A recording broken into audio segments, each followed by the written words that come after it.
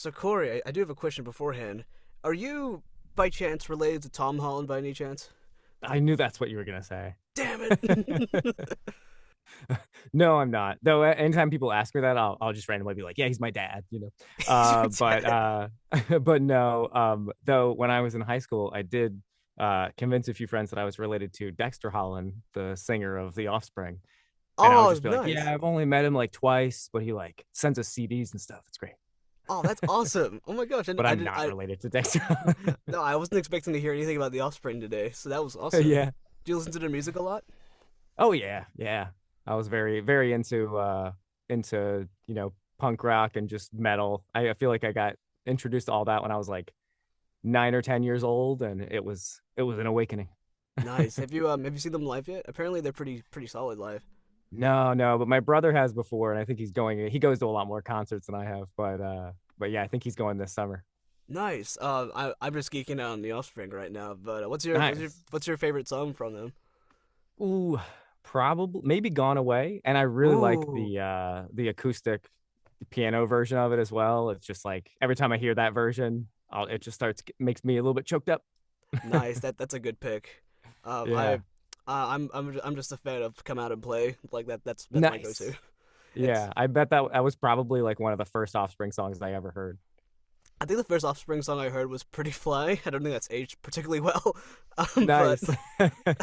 but Hey, I yeah. remember when it came out. Hmm.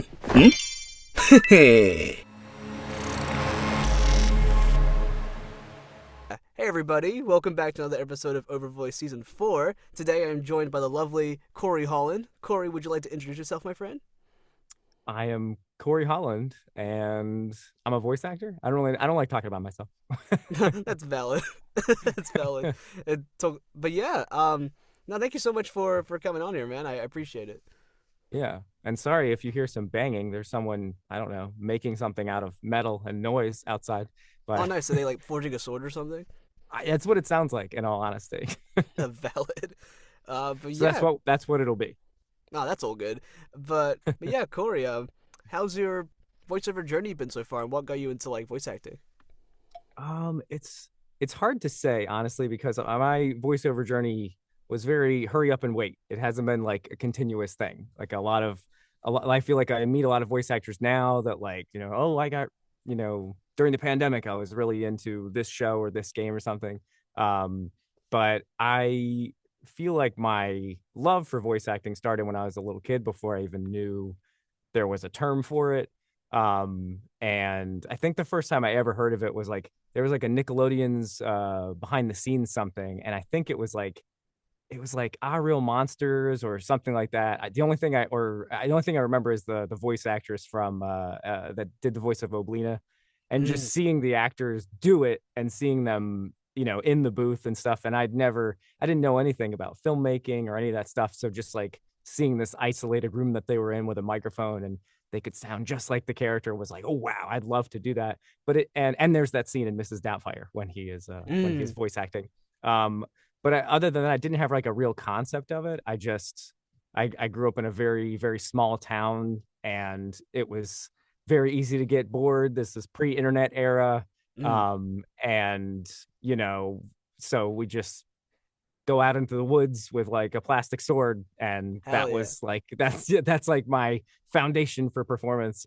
And playing with action figures and things like that. And by the time I got to like middle school and even in high school, I was making like little stop animation Nice. um stuff with just and terrible stop animation. Honestly, it was more I just wanted to do I wanted to do the voices, so most of it was like the characters just stationary and I'm like shouting Dragon Ball Z stuff over top of it. Nice. um and in fact, in that same vein, there Budokai 3 for the PlayStation 2, the guy's working on his sword. It came with a separate thing called Behind the Screams. I think it's on YouTube. You can watch it. Oh, I Um do remember seeing something like that, something about that. yeah, and it was just awesome. Like Chris Sabat's is the voice director, and it just shows all the voice actors coming in and cutting to them doing screams, and you hear everybody from Vegeta to like Oolong, and um that was just awesome. And me and my friend who had been making these like silly Dragon Ball Z stop animation stuff that like and we were doing it like just for the fun of it. We would record them and then record over it because it's again pre-digital era, and not on a film camera, but like like kind of those I don't know, like whatever was before DV cameras. I can't remember, Oh, what but was it? I'm trying to remember now. it was like 8 millimeter, I think, Yeah, maybe. something like that. Yeah, someone fact check for me, but yeah, so we're making all these, and then it's kind of funny thinking back to it. We loved that behind the screens video so much that we made our own little like behind the scenes of us making these stupid movies thing, Oh, and it was just like that's like, so hi, sick. I'm Corey, and I'm the voice of all of these action figures, and but we didn't, it was again pre YouTube, so we didn't have anyone to show these videos. We just Mm, loved doing it. And then when I got into college, I started doing improv, I started doing theater, and then college was like my first time I had full access to high speed internet. So I was like, oh, I can easily watch YouTube and Newgrounds now. So I started going on Newgrounds, and I heard some Flash animation, and then went to the Newgrounds forum and saw Kira Buckland's signature, yeah.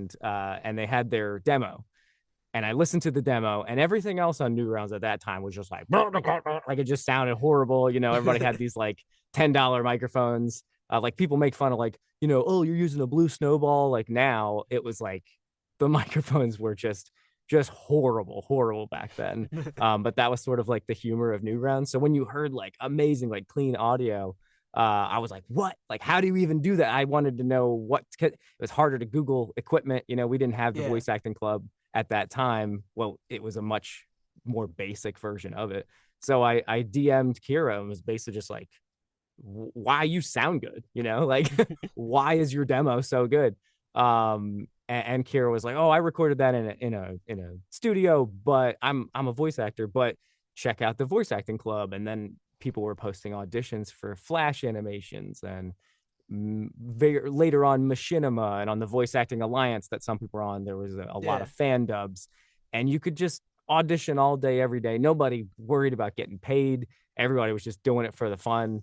Hell yeah. In all honesty, at that time, so few people had good quality mics, and what good quality was a USB microphone in an untreated room. That was good, Mm, and you could get into everything. Like it didn't matter how good of an actor you are. It was just like, oh, that doesn't sound like trash. Here, come be all these characters. And people, they just give you 20 characters. Will you do all the characters in this Flash? And that I think was such a fun way of like learning things like mic etiquette, and pacing and editing and things like that. I think I was recording in GarageBand, mm. um, and like the first few things I did was on the on camera mic on a MacBook Pro, and it sounded pretty good. Like it wasn't that bad, which is kind of wild.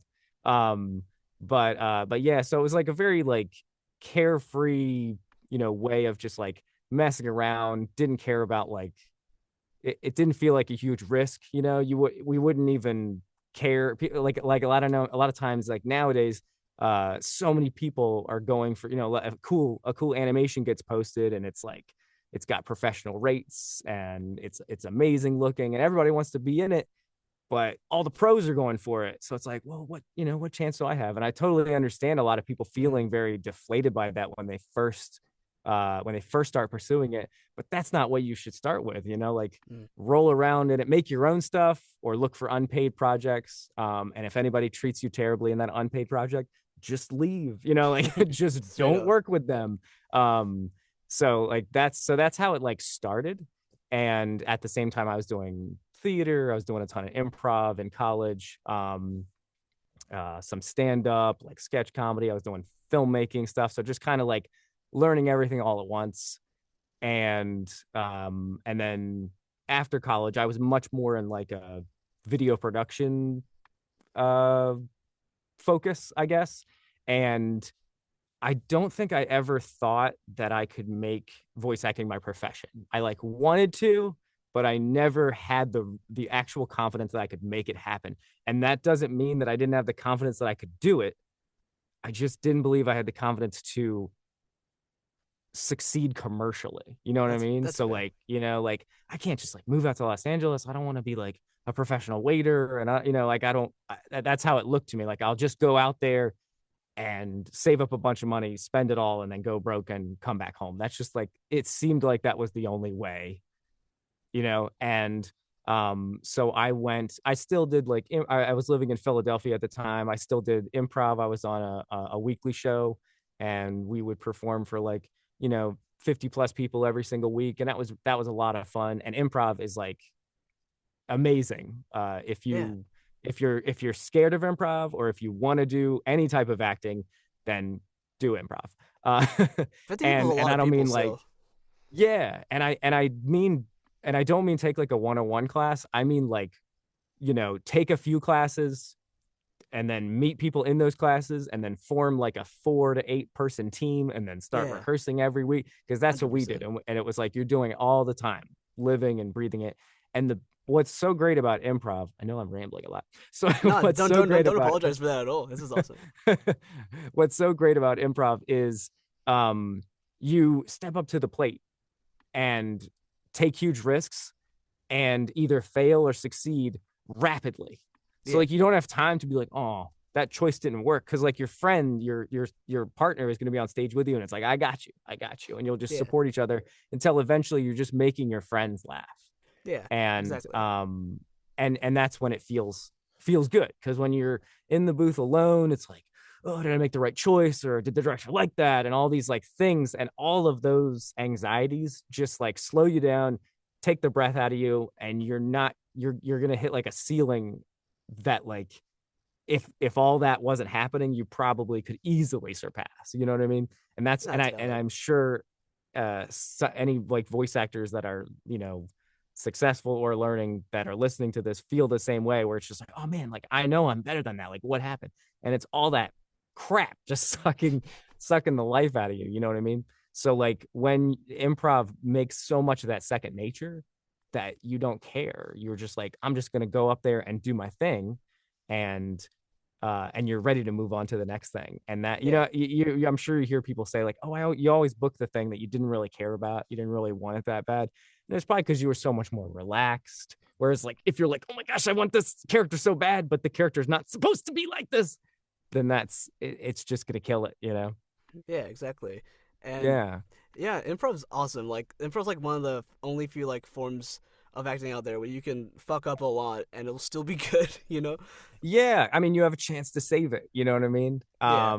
And that's what's so great about it. It is very freeform. So I was doing a ton of improv, which and a lot of my friends from like the Newgrounds era had moved on to come to LA or Texas, and you know they've already started being in anime and video games and all that stuff. So every once in a while, I would still do I would get like sometimes emails from people that I work with on Newgrounds or Yeah. friends or something like that, like, hey, we're doing this game, and I'd get the audition. And sometimes I would, if it kind of was just like, if I can fit it into my life, I didn't really hard pursue it. I wasn't like, oh my gosh, this audition. It would just be like, okay, whatever. Oh, cool. And like some really fun things came of that. But again, it just wasn't something I was pursuing professionally. And I was after working like some odd jobs like Walmart and a bank and stuff that sucked. I eventually got like into professional video production, but I was working for like colleges, and I worked for like a medical publishing group, like filming doctors on a green screen, just like the same shot over and over again.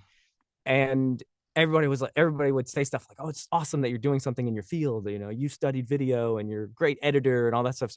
And it was like becoming just a job. And then when I would get home, even though I loved editing and wanted to make films and sketches, I had just had no interest in doing it, because I'd been staring at Adobe Premiere and After Effects Yeah. and Photoshop just all day.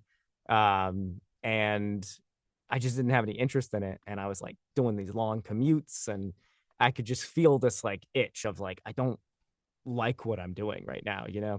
Um, and I would fill my time with like some amount of performance, like every once in a while, okay, I had this like free weekend or something, and I can like be in this short film, or I did a little bit of Spider-Man cosplaying. That was fun, like, and that was Nice. like its own type of like performance.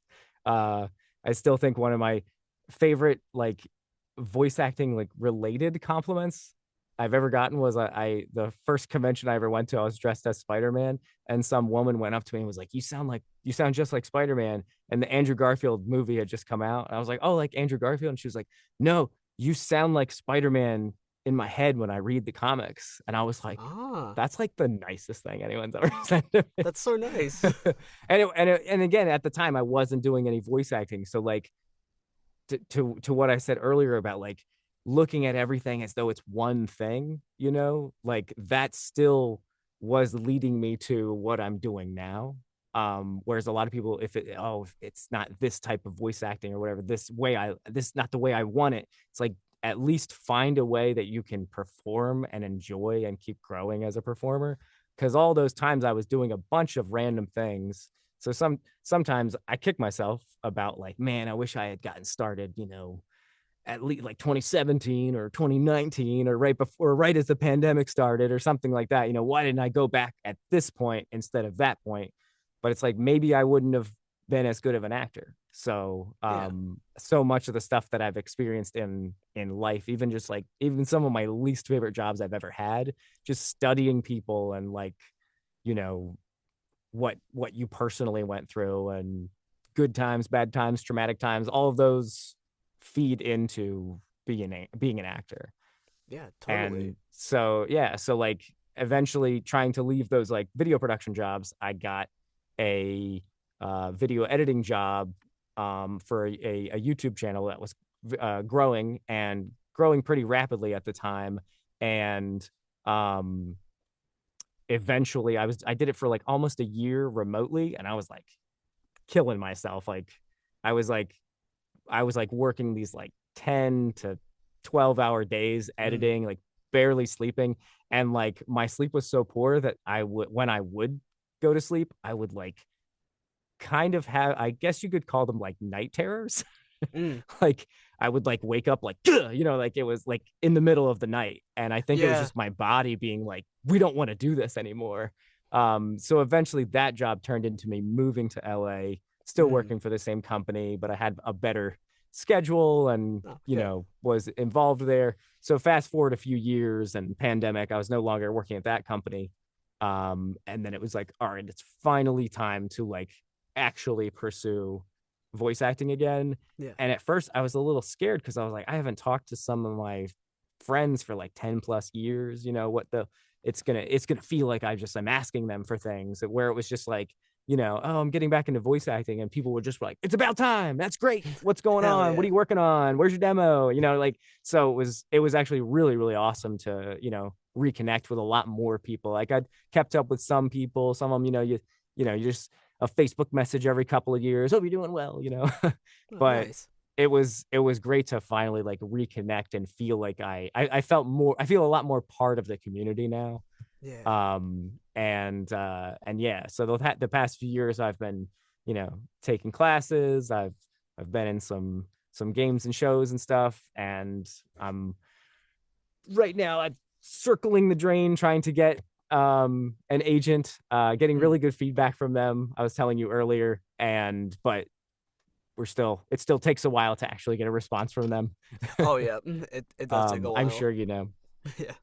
But Um. yeah, so that right now I'm feeling really solid about how like my skill as an actor, and like I'm writing more of my own stuff. Like I haven't Mm. done that in a long time. I made my own demo reels. I am coaching some other actors on their auditions and stuff. So Oh, I'm just really nice. trying to like, yeah, just really like roll around in it and make this my life without it being, this like a very large part of my life. Yeah. Hell yeah. Yeah, What a journey, man. I actually it's wanted to ask as well, because you said you're originally from Philadelphia, right? and well, I'm originally from Maryland. Maryland. And yeah, so I'm Eastern Shore, Maryland, and then after college I moved to Philadelphia. Oh, okay, gotcha. Yeah, and it was funny too because one of my friends was like, "Are you sure you want to move to Philadelphia?" And he was like bringing up stuff about Philly. Don't maybe you should just go ahead and go to LA, or like he was always really trying to like push me into voiceover, and I was just like, I just don't know how to make it like my job. Yeah, that's valid.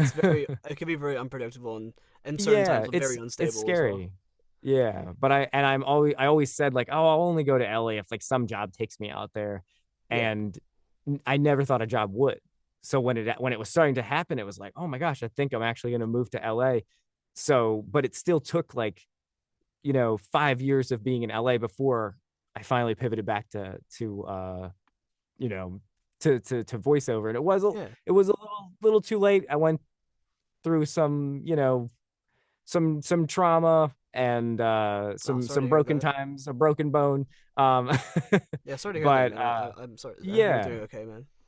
thank you, I appreciate that. But at the same time, like some of those some of those low points, like it's like maybe I should say you can be thankful for how you feel getting through it without being like thankful that you went through that. Does that make sense? Yeah, that Like I'm makes not sense. like Yeah, glad these bad things happened to me, but they were very eye-opening, and yeah. I It's like the lessons you prefer, learn from that kind of stuff. yeah, I prefer who I am now. So Yeah, it that's good. was, yeah. But I wanted to ask, like what was like the because you moved from Maryland to Philadelphia, but from Philadelphia to LA specifically, you said you had been living there for 5 years before you started voiceover. But so I wanted to ask, like, what was it like, moving from Philadelphia to LA? Because like that's a huge move for a lot of people. So I just wanted to Yeah, ask, like, it what your journey was was a like. lot, and it was like very fast. Like we visited here in June to see if maybe we would. Like I Yeah, was meeting with the studio that I was working with, and it was just sort of, let's see if we can work this out. Let's visit some areas. Let's talk about what will change. And then I moved like the first week of August. yeah, So it was maybe, I don't know, in June, and then a couple months later it was like I'm going. And my wife and I moved together, but there was like no vacation to take off. So basically mm, a lot of the packing and moving was being done in between all of this like editing that I was doing. yeah. And then I didn't have any days off because we had so much like just like backlog of editing. It was like Oh yeah, probably. and at the time I was the only editor, and I think they were going to hire like a new assembly editor that was going to like kind of help take some of the front load, so that I could focus more on like the creative comedy decisions. And he ended up being one of my best friends ever, so I was really glad that I met him through that. um and I could feel like my grip on the project really tight. Like, who's this person? Let me see what he's, I don't know if Yeah. he's going to trust him with my videos. But he was amazing. And so it was like a lot of like fast change for me and a lot of pressure on my wife. I was so glad she was able to handle that. So I moved out here 2 weeks earlier than her. I think, no, actually, I think it was a month. I moved out here a month before her, and stayed with a friend of mine. And he lived in a studio. I slept on the floor for like a week or two while I looked for an apartment, found an apartment. It's the most I've ever paid for an apartment at that time. Tell the Yeah. next apartment. Because rent's horrible in LA. Oh yeah. But so I finally found one, and again, it's like never any time off of the editing. And then a month later my wife comes out here, so it was like, and then it was very freeing. It was a great experience for both of us. I was getting a little bit more breathing room. I could come home at the end of the day instead of like as a freelancer just like working for hours and hours and on end. um and and yeah, it was like uh it was a little scary in terms of like how expensive LA is, Mm, but I'd never experienced a city this size because Philly is a pretty small city comparatively. And yeah, just like the nice weather, just like vibes are just way way way different out here, and just like finally like my whole job was revolving around something creative, and a lot, and I could reconnect with some. I would hang out with some of my voice actor friends. I just wasn't, quite crawling my way back into the scene like I should have been. But yeah, so like probably I think I moved to LA in like 2017, Hmm. and then I started moving gears back into voice acting in like 2019, 2020, and then probably released my demo like a year after that. And it Yeah. was just sort of like slow getting the cobwebs off, reconnecting with people, getting the rust off. And because at first it just starts like, well, how do I just go, how do I just become a voice actor? Am I just going to start auditioning for all these like $5 to $10 games with hundreds of other people? Like, I don't know, am I going to pay LA rent doing this? So it felt like this massive massive mountain that I had to climb. And Hmm. it's like, I'm looking at all these demo producers. I'm like, that's so expensive, I shouldn't do that. And my friend Devin Mack, God bless him, Oh, Devin. Oh my he was just gosh. like, yeah, Devin Mac and I have been friends for, I don't know, I guess it's been since like 2007 or something Damn, that's like that. crazy. That means when that Yeah. must have been crazy when he booked Sonic then, right? Oh, dude, that was cool too, because I remember a new Sonic was announced, and I got I'm a very much I have high standards of certain things, and I feel like I have like a standard of how I feel like Sonic should sound, Yeah. and and I feel like I have my own take on Sonic. I have people that have said that I sound like Sonic when I do certain things. So I was like, all right, let me hear what this person sounds like. And it was just the trailer for Sonic Prime, and I listened. I was like, something about that sounds familiar, and I was like, who is it? And I start thinking of like people that I know, and I was like, is this person? Is this person? And then I think like while I'm thinking about that, my friend texts me, different friend, that was like, did you see that MacBook Sonic? I was like, oh my gosh, it was. So Dude, that that's was really, sick. really awesome. Super, super happy for him. And that's been great. But I mean, he's been working for years. He's been a Mm. professional voice actor for like most of his life. And but yeah, he's fantastic and a great, amazing, amazing director, very supportive friend. And he was great about my demo, and he was like, you have to make your demo. He was like, you make it, it's not going to be right unless you do. And I was Yeah. like, I see everybody online saying don't do it, I don't want to get a bunch of flack. And he was just like, no, you can't, you know how to, so go ahead and make one. And a couple, and I dragged my feet on it for a while. I think I had this yeah, I wonder if it'll show up on my phone, but I'll write down like if I get a little idea for like a line that would be in a demo, or even just like a larger story. And Yeah. I was keeping this, where is it, this note of just like demo lines that I'd written, and I kept writing more and more. And how many lines do you think are in a demo? What, like 8 to 10 spots? Yeah, roughly. Yeah. Yeah, something like that. That's not that many. Well, like here's I don't know if it'll show up on camera, but like this is my one. This is for my video game one that I've been Mm. writing, and it's just I just keep I just Oh keep wow. writing. I just keep writing more. Yeah, there's just so many, and I can't stop myself, and I just write more, and then I look at it and I'm like, oh, that doesn't cover enough, or these are too similar, and I'll just keep writing more. Oh, so they're all like different And character types, I guess. yeah, exactly. And I just can't help myself. And um, so I was doing that, where it was just like, eventually I realized I've written way too many lines. I can't even tell which ones are my favorites. I'd narrow some down. They seem too similar. I was like, oh, this guy and this guy are the same. And I finally narrowed some down, and I had just built a booth, pretty much this booth, but when I moved to this apartment, I made it a little bit wider. Yeah. But it was pretty much this exact booth, this mic. And I had just gone through a rough time because I broke my arm. I broke my Oh shit. wrist. And and for years I had been struggling with tendonitis in my arm, Mm. which had really limited a lot of things. Like even just like editing audition was giving me like extreme pain, typing things, tons of pain, using my phone, all like just anything that your arm is useful for, which is a Yeah. lot of things. I had tendonitis in my arm, which made it very difficult for me to continue being a video editor. Mm. And it was sort of, I felt this like almost like desperation pressure, which is you probably hear that, like, you never want to be desperate about Mm. voice acting, Yeah. but it was sort of like, I have to make this work. I have to be able to make money with my voice because my body is failing me. Yeah. And I ride, one of the things that's like a good de-stressor for me is I ride a one wheel. It's like an electric skateboard. Yeah. And I was riding that, I think July 4th is my dad's birthday, and I was Mm. talking to him on the phone, and I think I don't know if I told him I was about to go for a ride or something like that, and we're just like chatting, and during the conversation, we both said that we'd never broken a bone, and I was like, oh yeah, I never broken a bone, and I just went out and broke a bone, Vikram.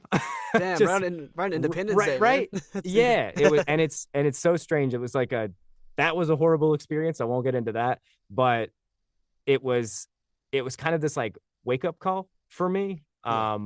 because I couldn't, I couldn't pace around and run around and be like, I have to do this, I have to do that. For a little while, I had to be stationary and wait for my arm to heal. Yeah. And that time, I think, like, put me down and let me actually think about what I wanted to do. Yeah. And within a few weeks, I produced my demo, just like right after, like, it was like, I'm better, I'm making that demo. And the first thing I had done was I took a bunch of the lines that I liked, and I recorded what I thought was my scratch demo. So I was like, these are the lines that I'm going to pick. This is about how I'm going to perform them. I'll send these to a couple friends, and I'll get some feedback, and they'll let me know, oh, maybe you should cut that spot, or this one should be a little more this, or something like that. So I sent it to my friend, and he was like, I think you're good to go. And I was like, what do you mean? And he was like, this is your demo, like, it's ready. And I think he had like one little note, like, like, just move this here, and like this word could be, like, it was like 99.9% done. So the demo that I have right now, it's my character demo. Sometimes I call it a video game reel, but or an animation reel, whatever people ask me. But yeah, that's I've had that demo for a few years, and it still really serves me. I mean, the last person that said my demo was really, really great was Andrea Toyas. Oh, nice. And yeah, got like excellent feedback from Andrea. And so that was very validating. And I've been to a couple of classes where they review demos and things like that. And every once in a while, there's a couple things like, well, you shouldn't have two people talking. But then they were like, well, that sounds fine. You can do it. So I was able to even break a couple rules that people told me don't do that in a demo, but actually that seems to work. So yeah. So I still want to produce a video game reel, but I was very happy about how that demo came out, and it served me. But yeah, that was when I first finally got that put out and, like, posted on Twitter. And whenever you post a demo on Twitter, like, just all the voice actors come out of the weeds, like, hey, who's got a new demo? So it was like nice to get the feedback from the community, and just sort of like, I was like, all right, like, I can get out of my head. I can do this. I'm gonna stop like doubting myself. And yeah, so it's just been I've been moving towards where I want to go since then. Nice. And yeah, I imagine like posting like demos on Twitter has like changed a lot since the whole mass exodus thing, because like it's like a lot of people just don't see it anymore, which kind of sucks. Yeah, so it's like I know there's definitely a community on Blue Sky, I think, but yeah, it's tricky because Twitter really was a great place to like quickly meet the voiceover community. You know what I mean? Yeah, like, straight up. If you just were like, I'm interested in voice acting, I'm an aspiring voice actor, 10-20 people would show up and be like, don't you say aspiring, you're a voice actor, you go get a demo. And you know what I mean? Like, I appreciate that. And I don't think it was always like that. I think that, and there's still people that have, they're tossing shade, or they feel jealous or whatever, or they're, they're vague, what is it called? Vague tweeting and things like that. Oh yeah. Yeah, that happens. But overall, the community is like so much more accepting, and just like, everyone's just like, we got another person to support. Yeah, let's go. So that's what I really like. And I think one of the places that I've enjoyed lately that's helpful to find community has been Skills Hub. Mm. Not sponsored, but I wish. But I joined them like a year ago after I did an agent night where I was just like I could feel like the stage fright just like Mm. just like Yeah. yucking me up, and it just was like not and I didn't prepare enough with my scripts. I think I relied a little bit too much on improv. Like I was worried, oh no, if I over rehearse this script, then I won't be able to be directed out of it. Whereas I should have had my thing and then just been directable. Yeah. Um, but it was a little bit more like I was still feeling some things out on that day, which is not that's not how you should approach an agent night. So literally that, and I still did like pretty good, but not what I needed to, So the That's fair. next day, I got myself a coaching session with Brooke Chalmers, who I had taken a Mm. couple classes with. And I think I think earlier that year, it hadn't come out yet, but earlier that year, he had cast me in Genshin Impact. Yeah. And I'd taken a few classes with him, and he's a I don't know if you ever worked with Brooke in any Yeah. class I've worked with him a couple capacity. times. Yeah, he's very calming. He's just very chill and really knows his stuff, and excellent director, great actor. And I went over those same exact sides with him because I had another agent night coming up, Oh, nice. and and I just like drilled those sides. One of them was like a dramatic piece, I think from like the Walking Dead game or something like that. Yeah. And it was like, you know, like you're part of like kind of the rough gang, but your buddy dies, so you have to like show that more vulnerable side of like the angry character and stuff like that. And I Yeah. think when it came to like those last little beats of like he's sobbing and distraught, I think I just that original agent I didn't push it, you know what I mean? It was like I felt like, oh, this is how this like tough guy would do it, where it was just like, you know, it wasn't a strong enough choice. So when I did it with Brooke, he really helped me push and get to those places. And it was more about what I wasn't like allowing myself to do. You know what I mean? Yeah. And when you catch yourself doing that as an actor, you're like, oh, this is not a thing of like ability. This is just like I just feel weird about doing this in front of people, like maybe some people are like I think sadness like sobbing and true like that type of vulnerability is very difficult because I've Yeah. never liked being sad in front of people. Yeah. And part of like I'm neurodivergent, and part of that for me is when I get like really, if something really stresses me out, it starts to make my like eyes tear up. Mm. And that was something I had from when I was younger, and when you're little, you get called a crybaby and things like that. So it was like this, the way to try, trying to stop yourself from feeling that was Mm. never successful, but all it does is like self-damage. Yeah. So and I know I've bounced around mentioning like trauma and things like that, but several years ago I started going to therapy, and that was something that was a big that was very difficult to like get over for me, was Mm. like kind of there was sort of this like physical pain um to sadness Mm. that was added onto it, like that like lump in your throat, that tightness in your chest. Yeah. It's like a reaction I to it. Yeah, I think I like almost like held in that and would keep that's like it was sort of like keeping the anger and sadness emotions way down. So even though they'd still come out, I still feel that it felt like this like it didn't, a lot of people say, oh, if I cried and I felt a lot better. I never felt better when I cried. It Mm. just, and I Yeah. think it was more keeping all this tight lid, and there's just some leakage going on as opposed to like opening things up and Yeah. letting go. So that was like something that was hard for me to do. And as I learned how to do that as a person, I started learning how to do that as an actor as well. Yeah. And it feels so much better, Yeah. and then you realize like, so, certain types of characters do have a lot of repressed emotions and what they're holding back. And you need to like pull that through the subtext and things like that, but not everybody. So I needed to be able to, open the lid as I decided. Yeah. Mm. So, but yeah, I don't really know what my point was with that, but No, that's totally valid. I've yeah, like I can speak a little bit. I haven't been in therapy for that long. I think it's only been like just over a year since I started doing therapy myself, and yeah. yeah, it Have you really. felt that it's affected your performance? Oh, absolutely. Yeah, it's helped so much. In the sense Hmm. like it's made me feel more connected and in tune with myself.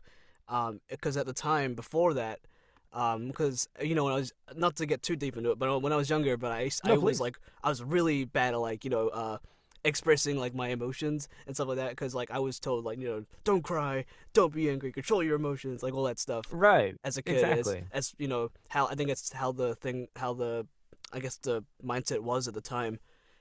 So Yeah. growing And up then when I was and then later on there it's like it's popping out later. You know what I mean? Like exactly. if you don't deal with them as they're happening, you're just you're just gonna blow up on like a stranger or something like that. You know Exactly, what I man. mean? Exactly, Yeah, dude. just And like you don't want to be the guy screaming at cashiers, you know?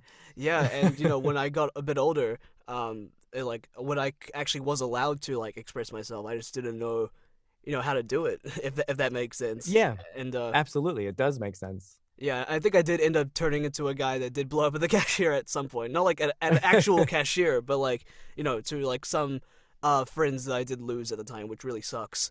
And like that was Sure. like the catalyst like really like pushed me towards it. And nowadays Yeah, and that doing a lot can better now, which is great. yeah, and that's wonderful. And that's the way to do it is to like learn some tools to actually deal with it in the moment. It's not just about, uh, like just talking about like childhood trauma. I mean, a lot of that often is stuff from your past that you have to unpack.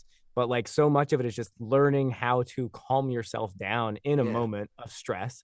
Because a lot of people think that that is repressing your emotion. And it's just like, no, you need to release it in not a toxic way. exactly. And like for me, I was, when I was much younger, and a lot of things that I don't know I know now are due to like ADHD and neurodivergence and things like that. Yeah. When I was younger, and I grew up, kind of in a bubble in this like very small towns. There were things about the world that I didn't understand, and when you don't, kids can be ruthless about that sort of Oh thing. yeah. You don't know what that is, and they'll make fun of you.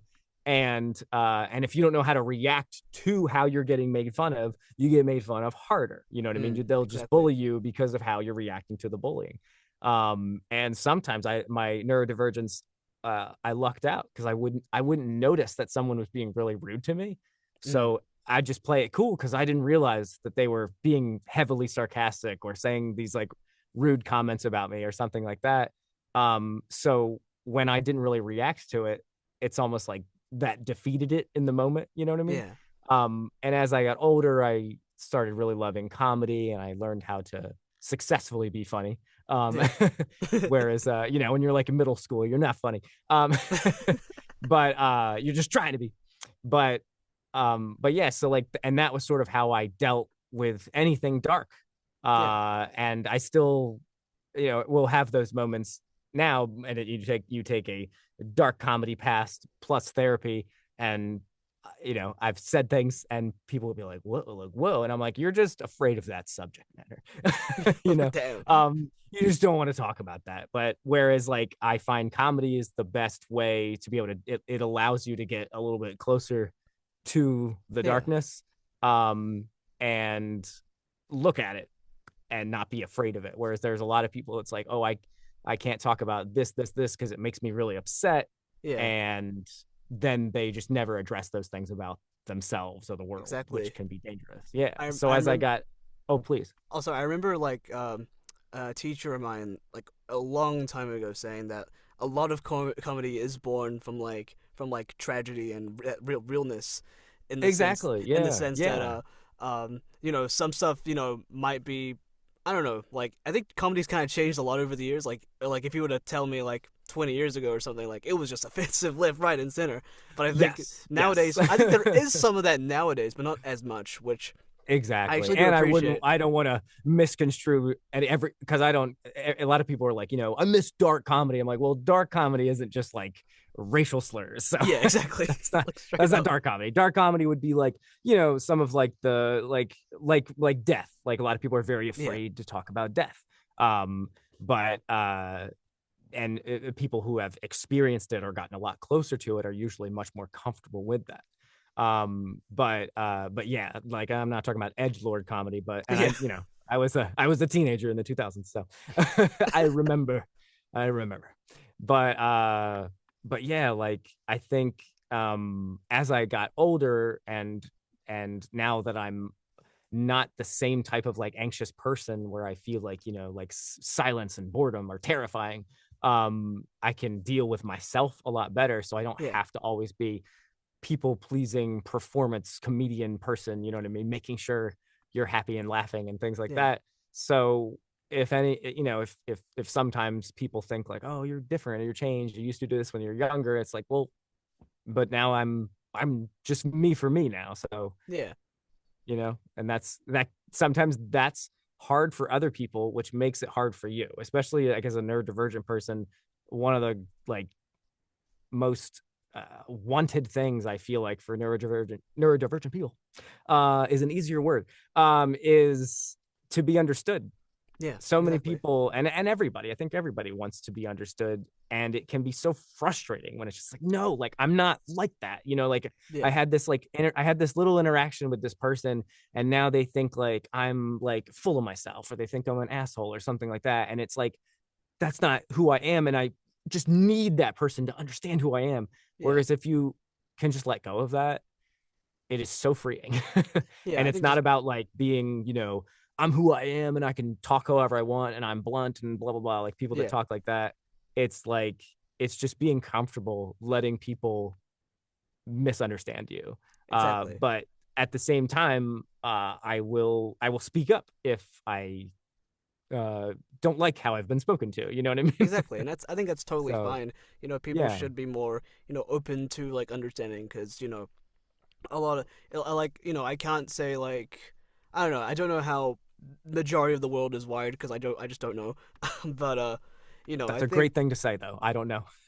yeah, but it's also like but it's also just I think it's just a human thing to do, just like to try and understand more instead of like Yeah. ridiculing or putting someone down for that kind of stuff. Because I learned like later in life, like literally last year, that I had OCD and GAD. Like and like at 21 when I learned that, I was like, it's been 2 decades. I didn't know. I didn't know beforehand, so it was like, oh Yeah. wow, that's kind of scary, And but it's kind you of also probably had, oh please, well, I just want to interject. You yeah, sure, probably had a similar reaction that a lot of people did when they learned something like that about themselves, because I know a ton of people learned from like, or at least like were encouraged by something like TikTok or something like that. Oh yeah, my gosh, do I have ADHD or do I have OCD or something like that? And then you go to the doctor and a lot of times they found this out, and there's this sort of there's the freeing part of it. It's like, oh wow, so much of this makes sense and it makes yeah, me feel so much better. But then there's also sort of this loss of like, wow, I was going through all of that and that was difficult for me. And if I knew this about myself, then so many of those years would have been easier. So there's sort of this yeah, like, like a little like a death in the family feeling. Like you're like, yeah, like I could 100%. have, and you can think of all these times you could go back where like, oh, I could have done that better, 100 or that I could have made that better on myself. yeah, So that I don't know if 100%. you felt that. It's like you It have was to sort of like it was like a mixture of forgive. both. In the sense Yeah, that it's like, exactly. oh, I could have done this, handled this so much better had I known. But I think the majority Hmm. of it was like, oh, okay. I think it's a lot. It's like actually a lot easier to like piece myself together now.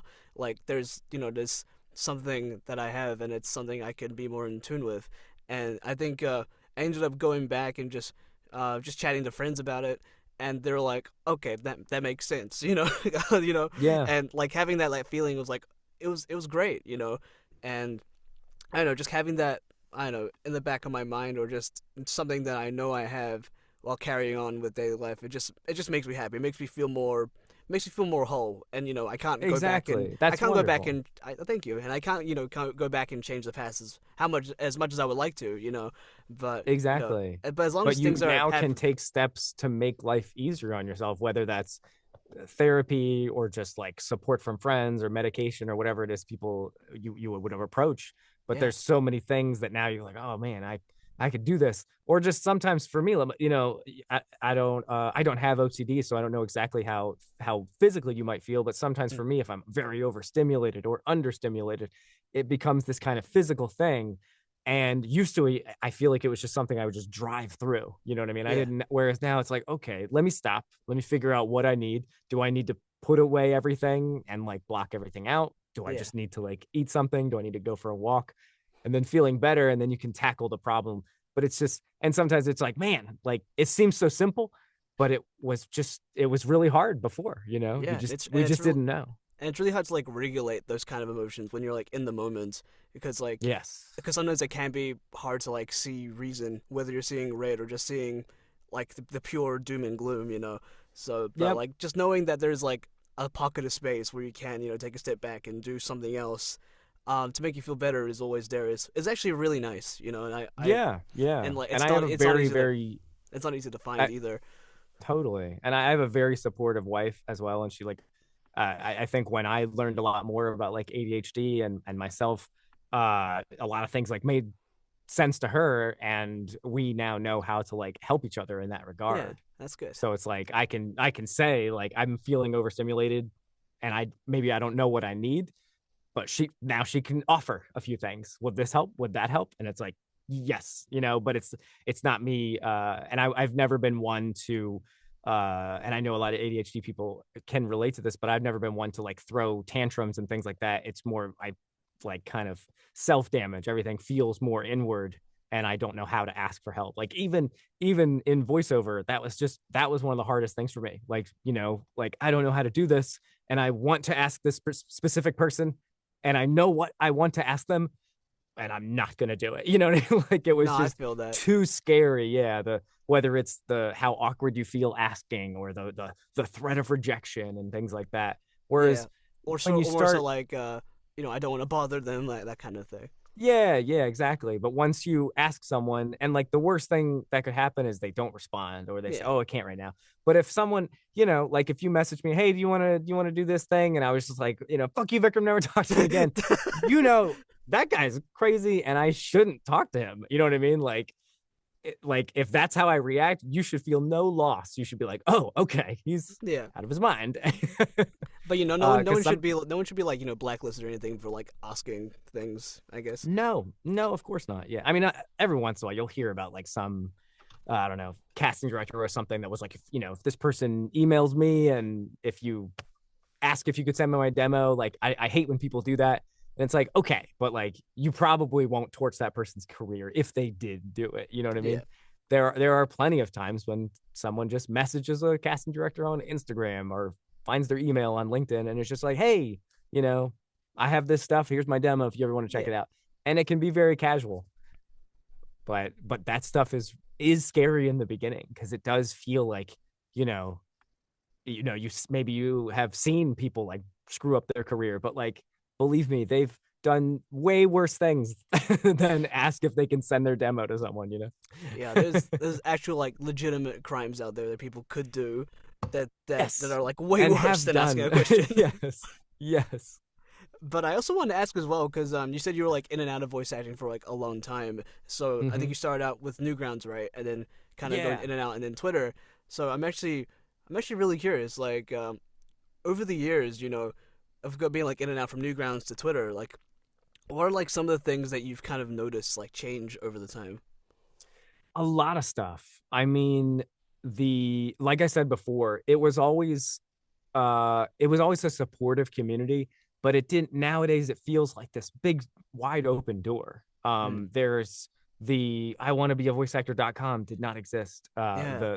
The like capacity that the voice acting club has grown to did not exist. It was when I was using it, it was a like a pro boards message board, Yeah. and it was a very very small community. Like we had like our you know just like the general chat thread. If you checked it every several days, like it wouldn't have moved that fast. You know what I mean? If you went Yeah. to like the demo reel section, you could just scroll through it. Oh look, let me see this. It was a lot of names, but not like overwhelming. Whereas now, if you just had like a database of everyone's demo reel, there's gonna be easily like 1,200 of them or something like that. Yeah. So like I got, when I was on Newgrounds, I would get messages that was like, "Hey, I heard your demo. I heard your demo." That was a lot of that stuff. Like just heard, and I would get DMs from people on Newgrounds. I would, people would find it on the Voice Acting Club.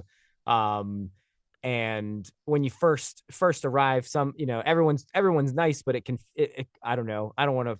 I'm not bad mouthing it at all, but it just felt a little bit more clicky. You know what I mean? Because people kind of knew each other and they were doing it. There was sort of the less than 10 people that like voiced everything on New Rounds for a while, you know what I mean? That's fair. But if you got yourself a mic and started getting to know each other, you'd find that everybody was also really cool and welcoming. It was just a little bit harder to find that community. They were just like, they were talking on Skype and stuff like that. It wasn't you couldn't just bust into Twitter and be like, here, everybody's here. You know what I mean? You couldn't just be like, hey, voice actors, and like 30 people would respond to your tweet, Yeah. or like the just the massive amounts of response that some of these casting calls get is baffling. Like I totally get why some people are overwhelmed with that. And that's why if you are learning, like I encourage you, like don't make your learning just ramming yourself into all the like top casting calls online. But and so the difference was how small it was and hard it was to find. Like you couldn't YouTube hours and hours of Reaper tutorials and equipment lists, and Booth Junkie didn't exist, and just all the articles on Voice Acting Club. Like I was there. Someone that I think, I don't remember where I met them, cosplay scene or something like that. And they were like, hey, my friend wants to get into voice acting. I was wondering if he could message you. I was like, yeah, sure. And usually I let people know, a lot of people just ask, these questions. And if they don't get those answers, they're done. So I just want you to know, like, look at this website, look at Voice Acting Club. And I was like, there's so many articles. And I'm telling you, like, read the articles. And I really, really want you to read the articles. Resources nowadays. Yeah. And I was like, you'll learn how to produce your own demo, even if you're not going to. You'll learn a million different microphones because people start going, what mic should I use? What mic should I use? And I was like, have you Googled it yet? Because I'm not going to get into this if you haven't Googled it. Yeah. So I think that's something that bothers me sometimes is there's so much information now, like information that I did not have access to at all. Yeah. There's so much of it. And still people square one or like asking Reddit, like, how do you become a voice actor? And I'm like, you're about to get yelled at by a bunch of Redditors that you shouldn't be talking to. So like I encourage people to just Google stuff and like read the articles on Voice Acting Club until you're bored. Because you'll go and learn stuff. Even if you read an article and you go, oh, is that how you go produce the demo? And like, if somebody told you not to do a demo, but you just tried to make one, you're still learning something. You're using audio, an audio workstation and all these different things. So to go back, this person had messaged me a bunch of stuff and I told him all these articles to read. And months went by and he was like, hey, I just want to ask you like a couple more questions. Thanks for sending me this and that, whatever. And then he asked me a question. And I was like, I don't know if you read those articles that I told you to. And again, it's not, I'm not trying to be like, figure it out yourself, go look for it or whatever. But there's just like certain basic questions, certain basic things that like when you start learning, you should just be when you come upon it, you go, oh, I don't know how to do this. And you should just literally Google how to, do it. And it always just baffles me that people just go on Reddit or message voice actors like, how do you do this specific thing? And I'm like, yeah, won't it be faster if you Googled it? Yeah, exactly. Like I don't like in a not rude way. It's more like you can't expect to give people like everything right off the bat and tell them and like I guess spoon feed them in a weird way because like exactly. I mean, I wanna teach people how to be like a better actor, and I can do that for people like fast. Like I love if you have an audition to work on, and I'm like, yeah, let's get it, and I'll give you all kinds of feedback.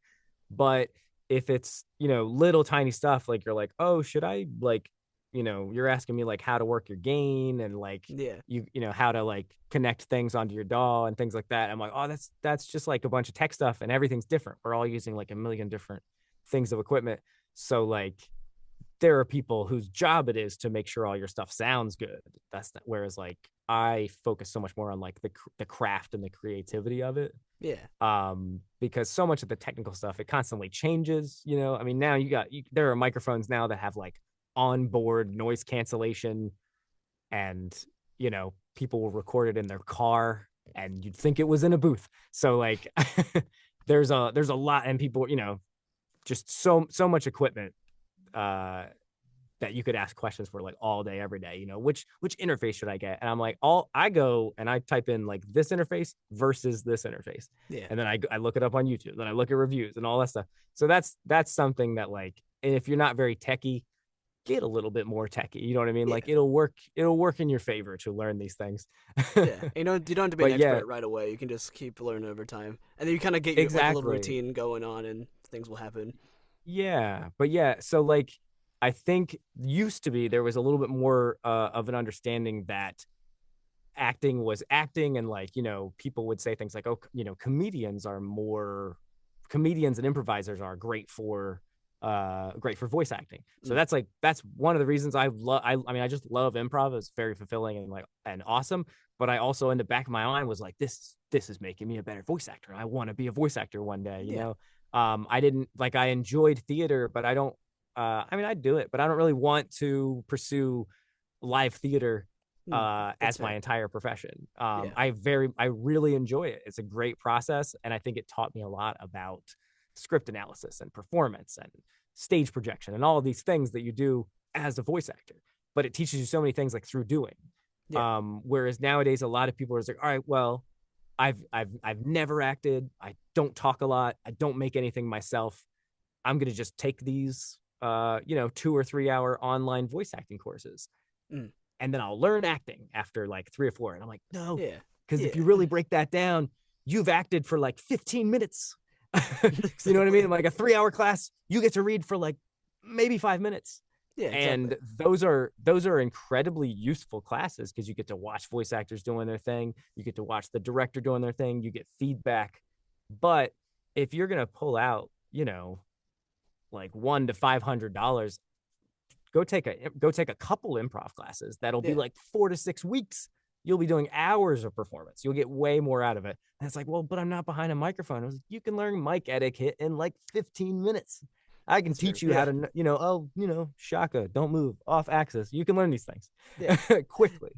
Whereas like performance and acting and like really rolling around in it takes a long time for it to all become second nature.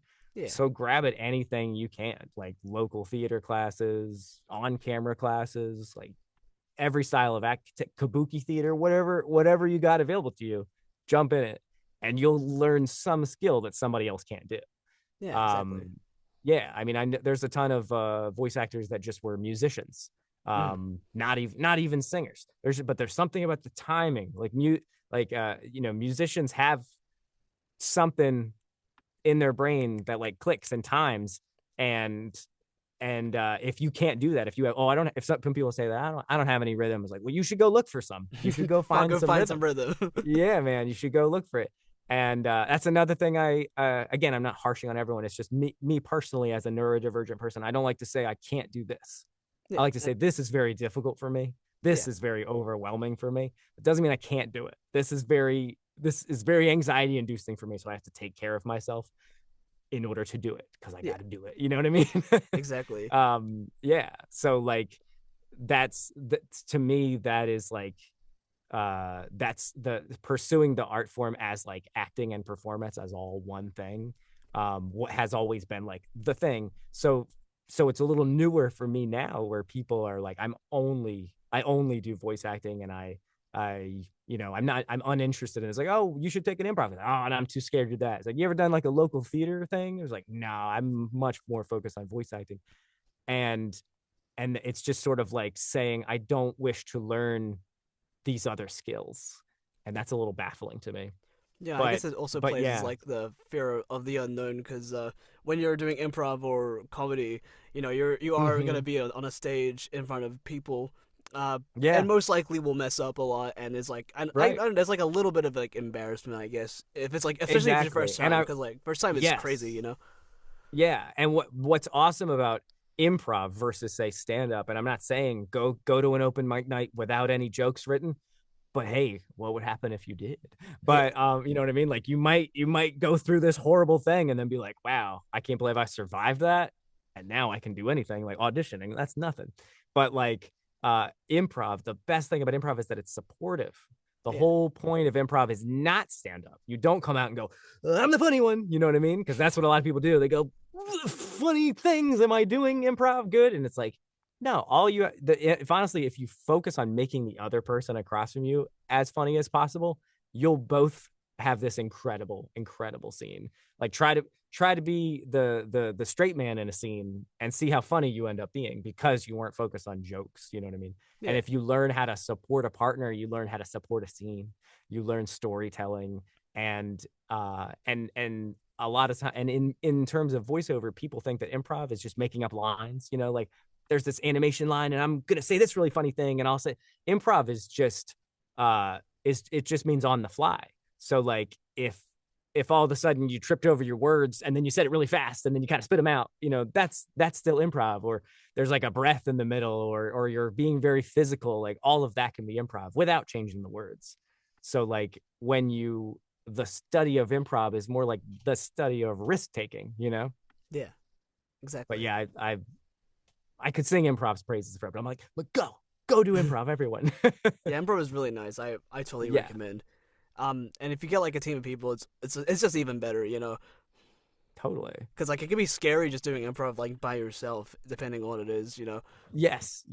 And it's funny. I used to do like when I was doing video editing, I streamed a little bit. Yeah. And that was fun for me because I was so like I didn't really like watching other streamers. No offense, I'm sure lots of people are wonderful. I haven't watched every streamer, so I'm not just like streamers suck.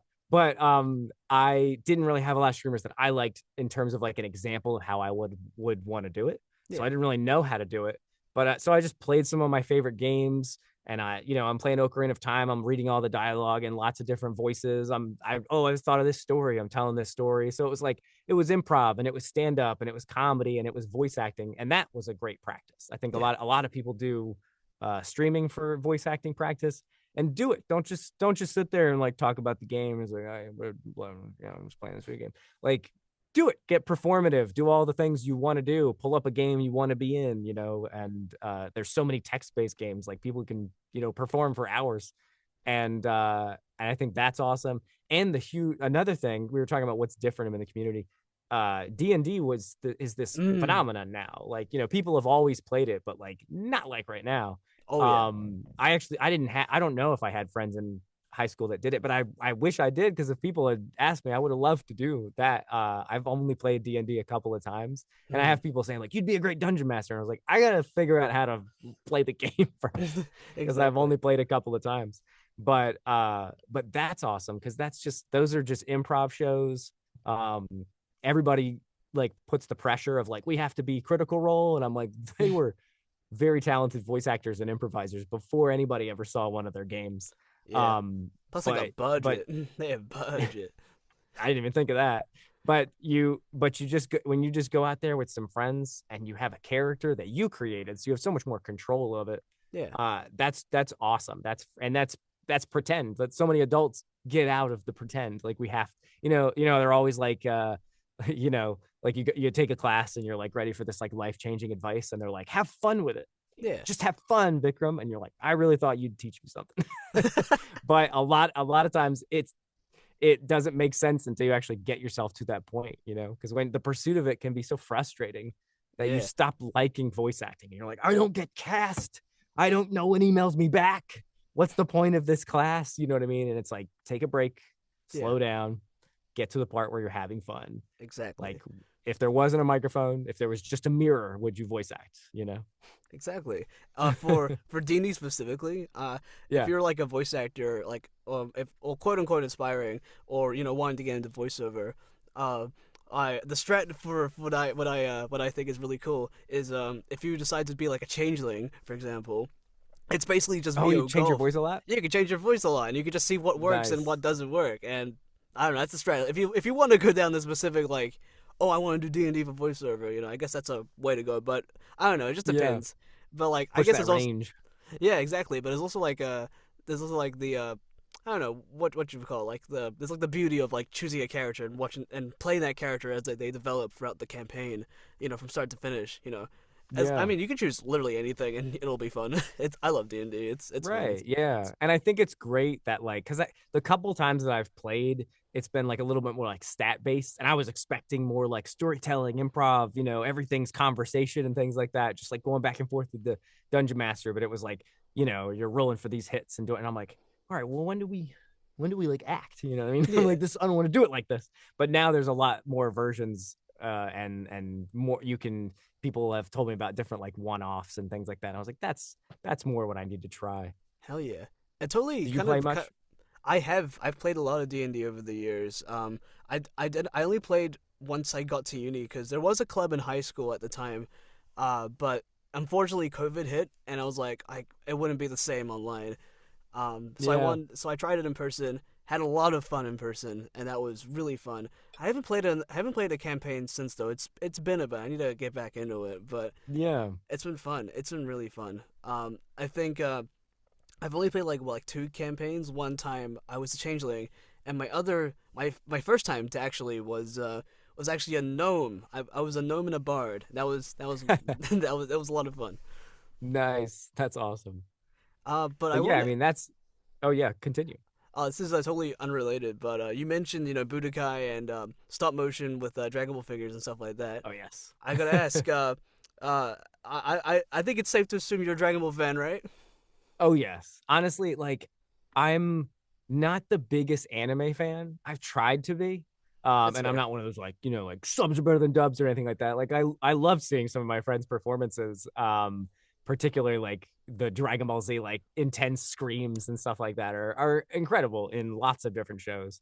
But I sometimes just have a hard time getting into certain ones. So there's like a handful that I really like. And then what always happens to me is someone's like, "Oh, check out this new anime, check out this one," and I'll start watching it, and maybe I'll get a little bit of feeling or it'll remind me of it. And I'm like, you know what? I'm just gonna watch Dragon Ball again. I'll pull Yeah. out Dragon Ball. So I've seen Dragon Ball Z like all the way through. Like I don't even really like Dragon Ball Super. Oh But yeah, that's fine. Dragon Ball Super is you're like, well, it's you're a not alone. it's a mixed bag. Have you? It can be hit or miss. I'm Yeah. still I'm still I loved the Broly movie. The movies yeah are fun. The movies are yeah. fun. You get a little I'm more still budget. I'm still in the midst of watching Daima. I think I should probably get back into it. It's been a bit. That's like Oh the yeah. newest one. I want to see it. It's a bummer because like when I was when I was in middle school, I didn't have Twitter to worry about. So I just remember like, certain parts of Dragon Ball Z when it would happen and it would be like, "Oh my gosh, I just can't believe that happened." Whereas like now I sign on Twitter and it's like, Kid Vegeta's going Super Saiyan 3 and I'm like, "All right, well, Yeah. I guess I know that now, so I don't really quite feel like I want to hear is it Paul? Is Paul I think Yeah, Paul Paul's Castro. voicing He's Vegeta? yeah, That's what it is. Yes, Mini I want to Vegeta. hear Paul's Vegeta screams because I've seen like a clip of the subs, but so I plan to watch it once like probably all of it is out in English. No, that's valid. And but it's this kind of thing, you sign on Twitter, it's like Super Saiyan 4 Goku. I'm like, I wish I could experience this the same way I did as a kid, like where it just, you're just waiting in anticipation. You just couldn't believe, and it would be like next time on Dragon Ball Z, and then you'd have to wait months until to find out, like, did Yeah. Vegeta really blow himself up? I don't know if he's dead or not, I don't know. For when I got spoiled for that on Twitter, I was like I don't care. That's so cool. Like It they was very cool. It was really cool. Akira gave us Super Saiyan 3 Vegeta and Super Saiyan 4 Goku. Made them canon before he passed. Like that. That is Like beautiful. that's Yes. beautiful. It all goes back to Super Saiyan 4, baby. Yep. Yep. And I like the new red hair. That looks dope. Yeah. Oh But my god. I'm just still confused by like the weird hand thing. That still throws me oh off a yeah, they little gave bit. him like ape arms kind of. Like it makes sense, but it kind of throws me off a Yeah. little bit. But like it's still It good. was strange, but I see what they're going for with the creative choice, but Yeah. it is kind of funny. I almost wanted him to like I don't know. Did you watch original Dragon Ball with like Kid Goku? Yeah. Yeah. He does. There's like some episode where he does something like I don't know, like angry monkey technique or something, and he's like just running around on his hands and like Yeah. fighting and doing flips and stuff like that. And I'm like, I kind of want to see Super Saiyan 4 Goku doing that with his Yeah. big arms. Yeah. But yeah, like loved Dragon Ball, and it was at a very like formative time for me. I'd never seen anything like it. I think you know, I knew about Pokemon. I was into Pokemon when I was like, I don't know what it was, like fourth or fifth grade, Yeah. and that's like the original ones. The only Pokemon I know are like first gen, and then the ones that are in Smash Brothers games. That's valid. Yeah. Yeah, and I think I played like Pokemon X or Y or something because Mm, they had a lot of the old ones, and yeah. anytime it wasn't one of the original 151, I just like name it something else. I'd be like, oh look, it's Bananamon. I don't know what you are. Banana. Um, Nice. but but yeah, like so when I first started watching Dragon Ball Z, it was like the art style was so striking, you know what I mean? Yeah. Because no, Rocco's Modern Life and stuff like that didn't look like that at all. So it was just wild to see this, and the screaming and the like intensity and the energy and the voices. And I loved I loved that Chris Sabat played like a dozen characters, Mm, even if you could kind of tell. I just kind of loved that. I miss that a little bit. Um, like a lot of modern anime, there's a lot of like less cartoony voices, even though there's like cartoony is the wrong word for it, but they were a little bit more like over the top. stylized, I guess. Yeah. Yeah, definitely over the top. Um, and nowadays they're a little bit more little like closer to grounded, but still with that like elevated performance, you know what Yeah, I mean? because I know like a lot of like animation nowadays, they're looking for like the everyman kind of voice, every man, every woman like voice is more like super common nowadays, or like what they Exactly, want, you yeah, know? exactly. So like a lot of times it kind of has like a tone to it, and that tone sort of can plateau a little bit for me. And again, I don't want this to sound like I'm insulting any actors because I do not claim to know enough about anime. And I want to watch more, but the ones that really like stick out to me were like Dragon Ball Z, Yu Yu Hakusho, Yeah. which had a lot of the same cast, and My Hero Academia in more Mm. modern days, which also had some of the same cast. Like All Might was like I have not like connected to a character like so closely, and especially how he what he's going through in the first season.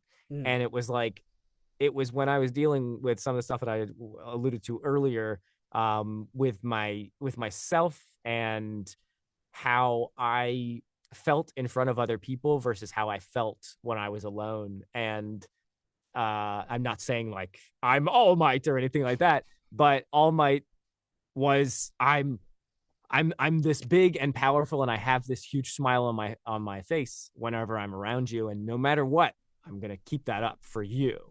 But Yeah. he wasn't doing it for himself as much. And when he would shrink back down, which of course I would very much feel connected to, because I look like that, and my shirts look all baggy, my arms are very small, I'm very skinny, and I've always that's I grew up kind of like with, I didn't know the term, but with body dysmorphia, where I Mm. have difficult, even if I'm achieve new things with my body or make changes, it's hard for me to see myself as anything but just like this crooked stick.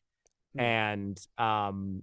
And because of like the pain in my shoulder, I've done a lot of improvements on like my posture and how I move my body.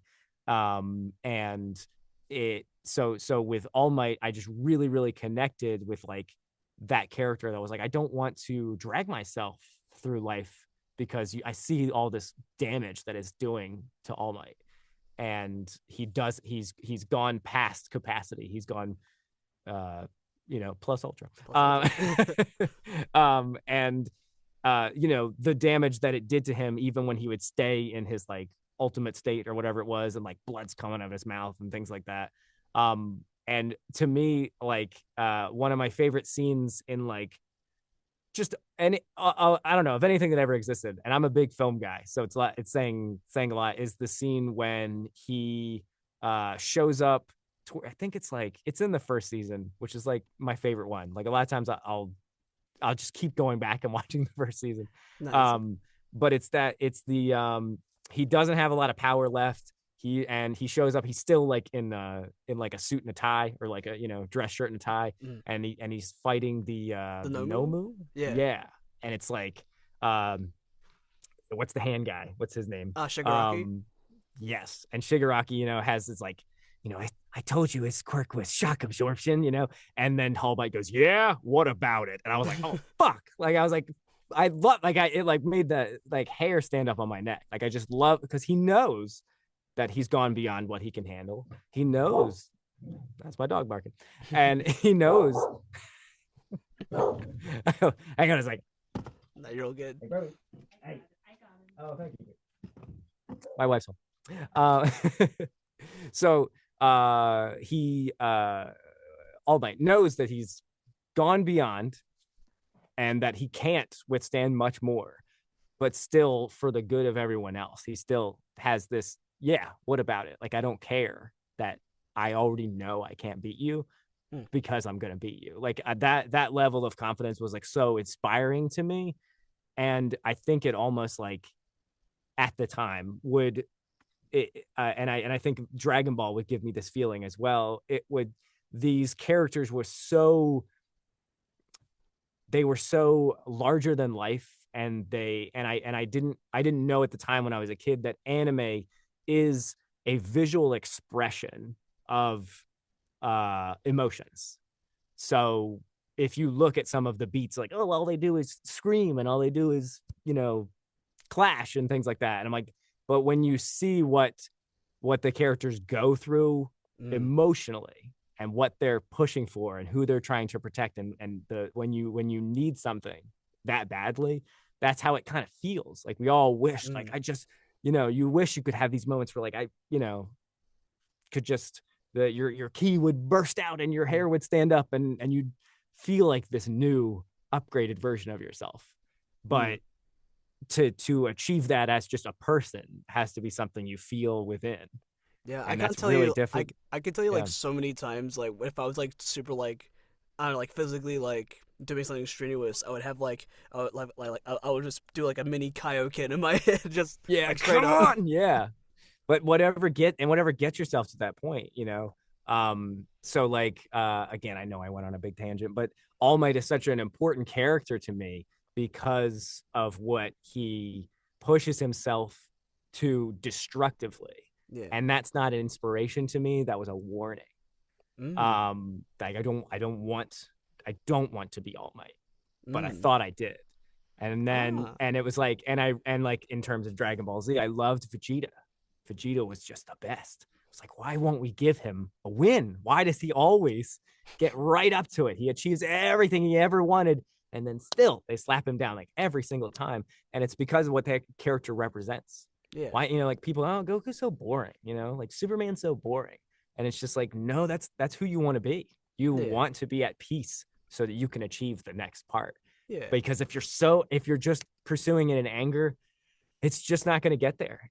And even if you get there, you're going to be a bitter, damaged version of yourself. Yeah, I used to So not like, like yeah. I used to not like Superman all that much when I was younger, but I think nowadays I think I've started to like him way more, because Mm-hmm. I just like the idea of like pretty much a almighty God like trying to like struggle with that day to day Yeah, life, exactly. and it makes him Because he could more because he human. could Yeah, rule us if he wanted to. yeah, I mean, if it is it I mean, there's a lot of Superman stories when he does rule us, but like he could easily create a perfect utopia if he threatened him, what he could do. yeah, But he doesn't want people to be afraid of him. He's like, I'm just from Kansas. yeah. And it's like, as a kid, we all want to be Batman. Mm. And then you start to get older and you're like, oh, maybe I want to be Superman. Yeah, exactly. It's like maybe I don't But want yeah, my parents to be shut up in the alleyway. right. Maybe I don't. Yeah. Maybe I don't want that everlasting trauma that I Mm. can't escape. Yeah, But yeah, it's like, but it's beautiful storytelling, but don't be those people. Don't be yeah, those people. They're psychotic. Like exactly. Alan Moore has this who wrote Watchmen. Mm. He always talks, and he made Watchmen almost to make fun of superhero worship. Oh, really? Yeah, and it's like this, and it's a brilliant book. It's like got an almost an upsetting art style. You know what I mean? They're Yeah, using yellows and pinks and things yeah. like that are So I kind of remember like, reading Watchmen with like Rorschach, Doctor Manhattan. I never really picked up on that underlying message. yeah. And Alan Moore has this thing like, people come up to me, and he's kind of a strange guy himself. He's like, people will come up to me and tell me that Rorschach is their favorite character. Like, oh my gosh, that really spoke to me. And he's like, get away from me. if Rorschach speaks to you, because Rorschach is just like broke Batman. You know what I mean? Straight up. He's homeless. Not that anything wrong with that, but he's he's homeless, dirty, angry, bitter, hateful, like not the things that you want to be. Yeah. And all of them represent like something broken and wrong with being a superhero or a vigilante or whatever it is. But yeah, I mean, I love the Rorschach part. He's a great Jackie Earle Haley was like that was one of the very inspiring performances for me. I was like, I can't believe this guy, and he was really putting on a voice, which was so fun to see, because so many actors don't get to do that, you know. Yeah. But I know I was talking to my brother about Watchmen one time, and he was just like, yeah, it's all right, but like Dr. Manhattan part is like so boring. I was like, that's like my favorite part. I was like, I love Dr. Manhattan, and I think I like tap into him because it's this in some characters, because it's how disconnected he is from reality and humanity specifically, where it's just like, you know, like I see no difference between a dead body and a live body. It's the same amount of particles. He says something along the lines, and it's like, Jesus, what's wrong with you, man? And he's just like, what? You know, like that's just how he sees life, because he knows everything in his future and past, you know. Yeah, So I love a lot of the nature versus nurture kind of stories, because like it offers like yeah, different perspectives. Because like it's hard to just change from something you've been raised to think about for like years plus, and the yeah, way that people react to that is, I find that really interesting. yeah. And that's why villains are so fun and can be some of the most deep characters, because it's someone who went through something, suffered from something, and has gone through it but not let go of it, but thinks that they're justified in what they're doing. Because Yeah, a cartoon villain is very like, I've poisoned the water supply or whatever, but like real like villains, and I've gotten like some decent feedback on some of the ones that I've played, of just like, you like I can't remember what word I've had said to me, but it's something that referenced Dr. Manhattan. It's like, you seem, it's very, very disconnected from people, and that's usually like where I go with it. It's like, you don't understand what I'm trying to achieve, you know what I mean? yeah, And that's what I that's a huge goal of mine, is to play like some big villain, and I don't care who it is, but I try not to box myself into those. I think it's I think it's awesome to have like your dreams. I'd love to be in the Ninja Turtles. I'd love to voice Spider-Man, but I'll never make that a goal, that's because fair. It's hard to too many predict too that many kind of. factors. It's hard to predict that kind of thing, to like be a Spider-Man specifically, or a Ninja Turtle. Yeah, yeah. Um, And like I said, somebody told me that I sounded like their Spider-Man in their head. So like I've achieved it, but it's not like a Marvel movie, or it's not a Marvel cartoon. So is it not good enough? Or can I take that win? You know what I mean? Like I that. mean, it's still definitely a possibility though, and I hope it happens. That'd be really cool. We'll keep it alive. Yeah, but my last question to you, Corey, is I say it's a simple question. It's not, but you I'll know, take it very complicated.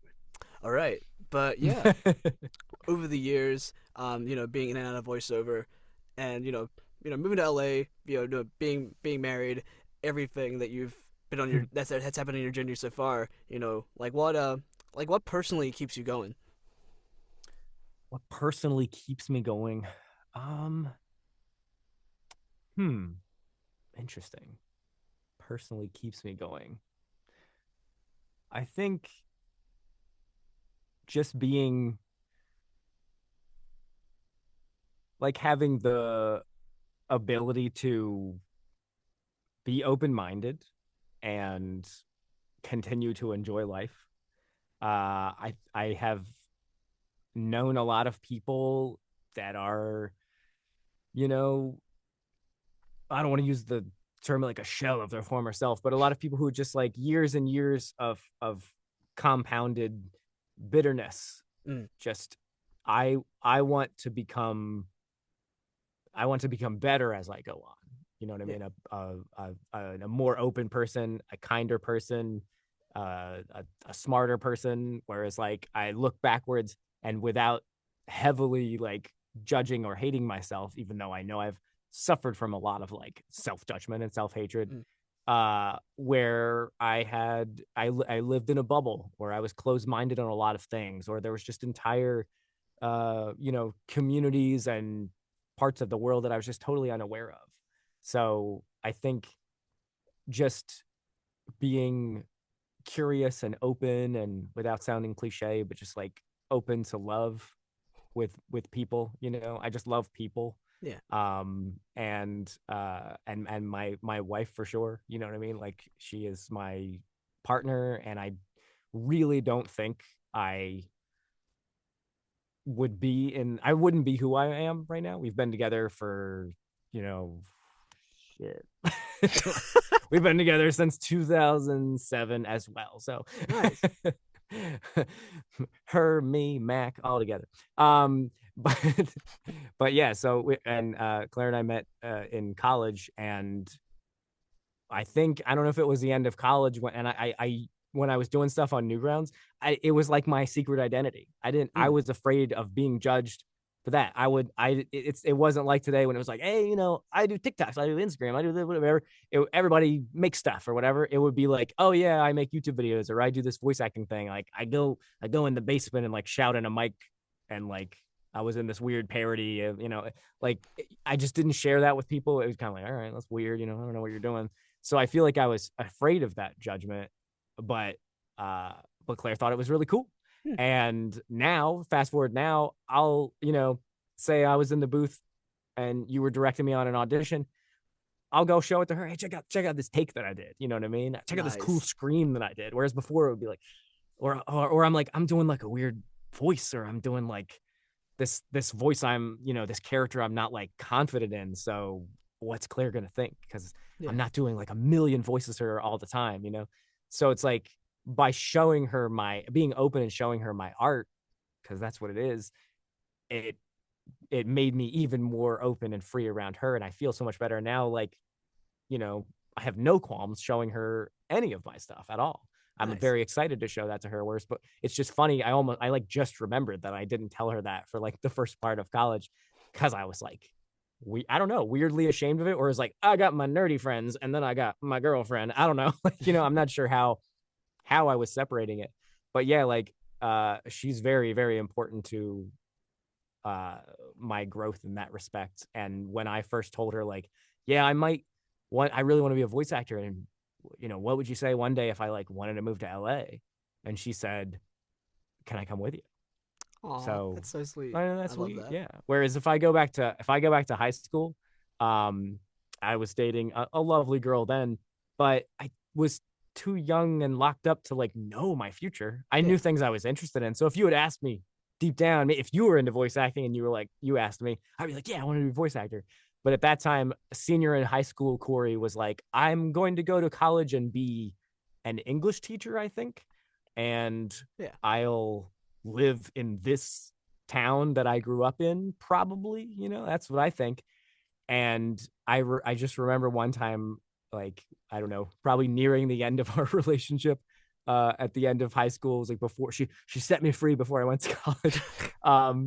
And it was like, you want to be an English teacher, and like I don't remember what it was, but something like, I want to move to California and do this. And she wanted to save the whales and the world and all this Hmm. environmental stuff. And no offense to her, Vikram, but I'm an actor living in Los Angeles, and she lives in my hometown. Oh So wow. yeah, Yeah. yeah. That's fair. But Fair it's enough. just, it's funny. It's funny how things work out like that. Like you don't know where you're gonna be. I didn't know I was gonna be doing this like 5 or 6 years ago, and I bet if 2 years ago I wouldn't have thought that I would have accomplished what I've accomplished today. Hmm. So I hope in 6 months I don't know what I'm going to accomplish. Yeah. Just being open to the next step, being prepared to take a risk. And the biggest one that's very hard for myself as well, prepared to fail. Yeah. I really don't think I could pursue acting seriously until I had accepted the true possibility that how I want it to work out may not work out, Yeah. as opposed to before where I had decided that it wouldn't work out. Mm. So it wouldn't, but now I'm prepared for it to work out or not. Yeah. and I'm okay with that. Yeah, and I think that's really good because I don't know when people fail, especially like in the acting world where everything's like unpredictable and stable, it can So sometimes seem unpredictable. like it can seem like a make or break kind of moment, but And we take it's it personally. We yeah, take it exactly. personally. You know what I mean? Like if your agent was having you like like number two every single time, is like, oh, you're in the short list, and it keeps coming neck and neck between. It's just like Vikram and Matt Mercer every single time, and it keeps just edging you out. But you're like, I'm a failure. I'm not getting anything because nobody told you that you were right under Matt every single time. But then you quit. But that next audition could have been the time. You know what I Yeah. mean? And that's like the ones that make it are the ones that don't quit. I mean, I'm And happy a playing lot of second fiddle to Matt Mercer though. Like that's a huge compliment. yeah. I'll take it. Hey man, one day. You don't know. You don't know. Who knows? But yeah. Yeah. He's been doing it longer than both of us. But you Mm. keep cranking. And there's no like I think a lot of people decide how they don't know how good they are, and they decide how good they won't be.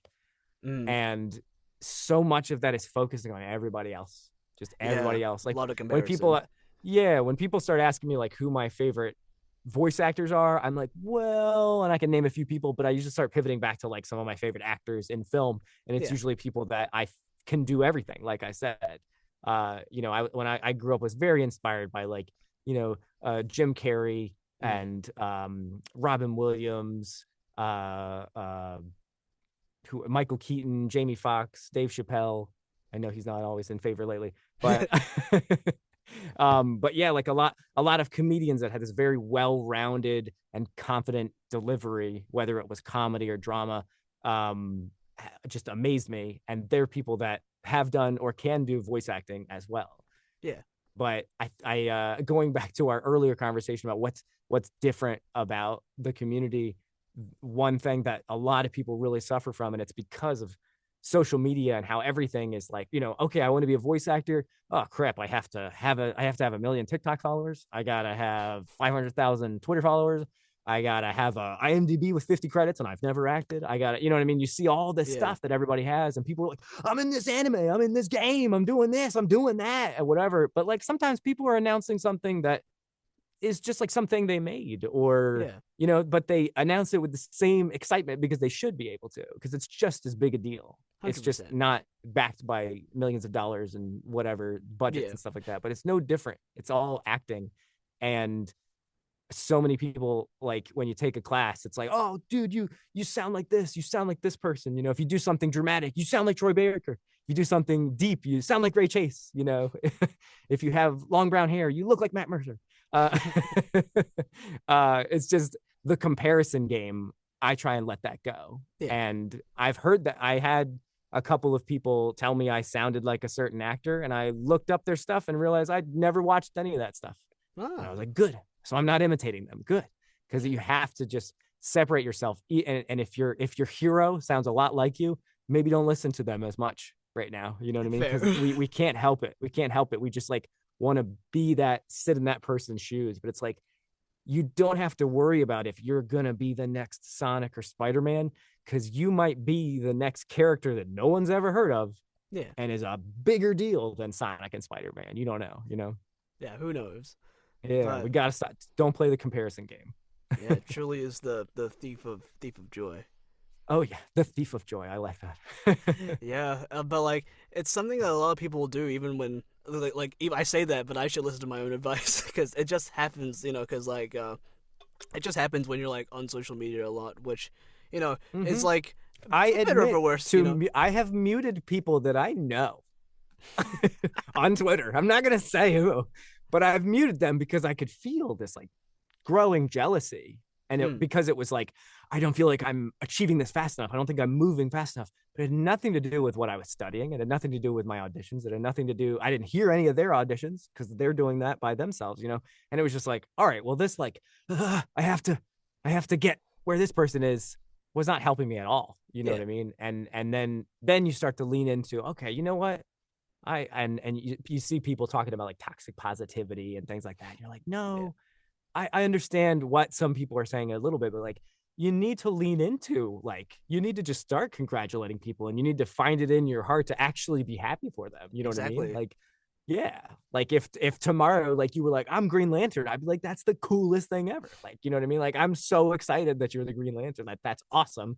But a lot of times it'd be like, hey man, that's awesome. I sure wish I could be the Green Lantern. You know, you'll get those kind of comments, like, easy, like, let Yeah, that go. Let that go. exactly. Yeah.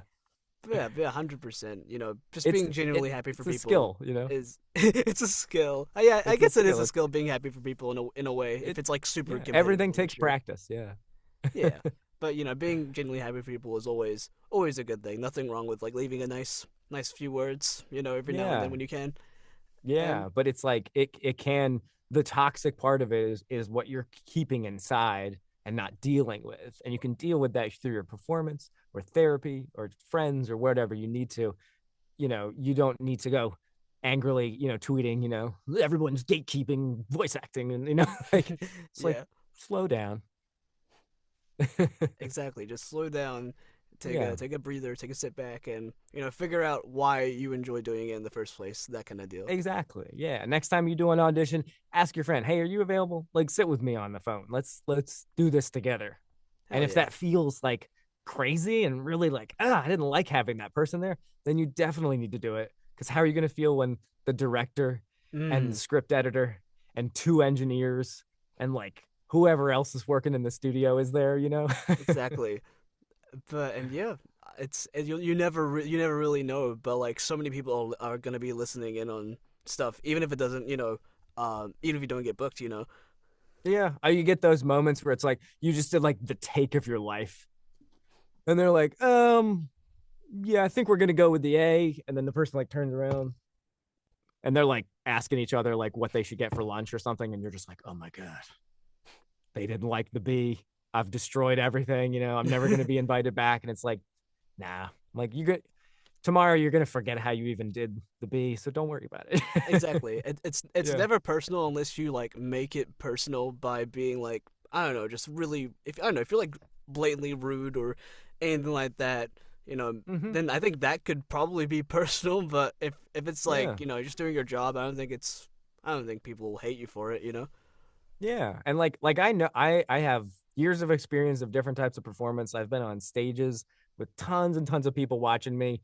I've done great. I've bombed. I've done lots of shows. And still, like, my first in studio like for a video game was only like a year ago. Mm, And I was like, really, and I'd done the in studio practice that I had done for lots of classes. That was really helpful. But yeah. still, when I got in there and it was at the studio, I still, you know, was like, oh my gosh, is this mic picking up my heart? You know what I mean? And it was like, it took you know, the first, you know, page or something like that to really like be like, oh yeah, I'm just doing what I do. You know what I mean? And everything's Yeah. okay. But it was like, at first it was like, oh man, like, I'm It's taking scary. It's scary the taking first extra time. sips of water and, like, you know, just like can feel myself like, ugh, this is awful. But it's Yeah. like, I can handle this. And then the next time I went into a studio, honestly, later in that session, it was like, all right, this is cool. No, Yeah. no big deal. Hey, Like, you got I this. think I wanted to do this, you know. Yeah, But it's always you have to remind yourself, like, because imposter syndrome is not something that, like, it doesn't have a cure. It yeah. just I wish there was a cure. it That'd be comes in and it great. goes. Yeah. Yeah, but as long as like you're happy with yourself, and honestly, when you're in studio for the first time, you know it can be very scary. Mm-hmm. But you know everyone that wanted you, if the fact that you're booked means people wanted you there, and they're here to make you sound even better than the audition. You know, so Exactly. yeah, I know it's easier said than done, but you know, imposter syndrome is a thing that exists, and I guess you know, Yes. trying to well those feelings down, um, you know, or even I'd probably say the opposite. You know, make those feelings known to I don't know, make those feelings Yes. known, but like not like in a rampage or anything, but you know, just have them out in the ether so you can feel what you feel and then move on is good. I think. Exactly. Yeah. Like, once, like, we have to like practice dealing with negative emotions, negative feelings, and like any sport that you'd practice, or an instrument you practice, you're not going to be amazing right off the bat. Yeah, So you want to get some of that practice out before you go to the studio. But exactly. like, dealing with imposter syndrome is just, it won't always become second nature. but you'll figure out tools to be like, oh, I'm in this state, so I need to be able to calm myself down. Exactly. And yeah, Yeah, there's no like method or anything to cure it. You just kind of figure it out as the more time passes and stuff like that. I think exactly. I think that's good. And on that beautiful note, this interview comes to a close. Corey, thank you so much for coming on here. This has been an absolutely lovely chat. I'm gonna Yeah, like reviewing the footage is gonna be really fun for me. So thank you so much. great. I appreciate it. I hope it didn't go in too many directions, but Oh that's no, how I talk. absolutely. Nah, man. This is catered towards you. So like, it can go any way you want, man. Yeah, no, it was a great time talking to you. Good getting to know you. I No, know we've been likewise. been trying to schedule this for a while. Yeah, it's things have been really busy, and but I'm glad we finally were able to do it, and it's been really lovely, man. Yeah, dude. But I just wanted to ask, Looking forward to hopefully we can be in a project together sometime. oh, absolutely, that would be so sick. But yeah, are there any like social media or anything you wanna plug? I'll put it on the description below. Sure. I'm Corey Holland on Twitter, and I think Corey Holland underscore VO on Instagram. Yeah, And there's some other links there you can find from there, so that's good. I'll just link everything. I'll probably just do it anyway, just in case. Yeah, people Like, can cross post. yeah, But yeah. website, everything. I'll put it all down there so Oh, you can. thanks, dude. Of course. But yeah, reach out, hire me, ask a question, whatever you want to do. Hell yeah. Thank you again for coming on, and thank you guys so much for watching, and we'll see you for the next interview. Bye, everybody.